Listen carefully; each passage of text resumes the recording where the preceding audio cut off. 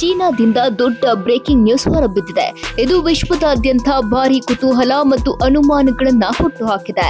ಶೆಂಜೆನ್ ಮೂಲದ ಬಯೋಟೆಕ್ ಕಂಪನಿಯು ಭವಿಷ್ಯದಲ್ಲಿ ಮನುಷ್ಯರು 150 ವರ್ಷಗಳವರೆಗೆ ಬದುಕಲು ಸಾಧ್ಯ ಎಂದು ಹೇಳಿಕೊಂಡಿದೆ. ಚೀನಾ ಕಂಪನಿಯ ಹೇಳಿಕೆ ಪ್ರಕಾರ ಮಾತ್ರೆಯೊಂದನ್ನು ಅಭಿವೃದ್ಧಿಪಡಿಸಲಾಗಿದೆ. ಅದಕ್ಕೆ ವಿಶೇಷ ದೀರ್ಘಾಯುಷ್ಯ ಮಾತ್ರೆ ಎಂದು ಹೆಸರಿಟ್ಟಿದ್ದಾರೆ. ಅದು ಮನುಷ್ಯರು ವಯಸ್ಸಾಗುವಿಕೆಯ ಪ್ರಕ್ರಿಯೆಯನ್ನ ನಿಧಾನಗೊಳಿಸುತ್ತೆ, ಜೊತೆಗೆ ಜೀವಿತಾವಧಿಯನ್ನ ಹೆಚ್ಚಿಸುತ್ತೆ. ಇದು ದೇಹದಲ್ಲಿನ ಹಳೆಯ ಮತ್ತು ನಿಷ್ಕ್ರಿಯ ಕೋಶಗಳನ್ನ ಗುರಿಯಾಗಿಸಿ ಕೆಲಸ ಮಾಡಲಿದೆ. ಇದನ್ನ ವಿಜ್ಞಾನಿಗಳು ಝೋಂಬಿ ಸೆಲ್ಸ್ ಎಂದು ಕರೀತಾರೆ. ಈ ಸೆಲ್ಸ್ ವಿಭಜನೆ ಆಗೋದಿಲ್ಲ, ಉರಿಯೂತ ಮತ್ತು ವಯಸ್ಸಿಗೆ ಸಂಬಂಧಿಸಿದ ವಿವಿಧ ಸಮಸ್ಯೆಗಳನ್ನ ಉಂಟು ಮಾಡುತ್ತಲೇ ಇರ್ತವೆ. ವರದಿಗಳ ಪ್ರಕಾರ ಈ ಔಷಧಿಯನ್ನ ಇಲಿಗಳ ಮೇಲೆ ಪ್ರಯೋಗ ಮಾಡಲಾಗಿದೆ. ಇಲಿಗಳ ಒಟ್ಟಾರೆ ಜೀವಿತಾವಧಿಯಲ್ಲಿ 9.4% ಹೆಚ್ಚಳ ಕಂಡುಬಂದಿದೆ.